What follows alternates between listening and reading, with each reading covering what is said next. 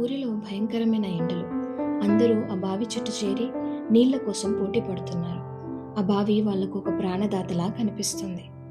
వర్షాలు పడ్డాయి, ఊరంతా నీళ్లు వచ్చాయి. ఇప్పుడు ఆ బావి నిండా నీళ్లు ఉన్నా ఎవరు అటువైపు వెళ్ళడం లేదు. కనీసం ఆ బావిని పట్టించుకోవడం కూడా మానేశారు. అప్పుడు అర్థమైంది, జనం ఆ బావిని ప్రేమించలేదు, కేవలం తమ దాహాన్ని తీర్చుకోవడానికి వాడుకున్నారు. దాహం తీరాక ఆ బావి ఒక పాత గుంతలాగి మిగిలిపోయింది. ఇదే లోకరీతి.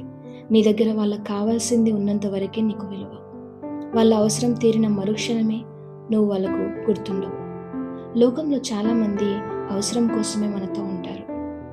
మనుషులు ఇచ్చే గౌరవం నీకు కాదు, నీ వల్ల వాళ్ళకు జరిగే పనికి మాత్రమే.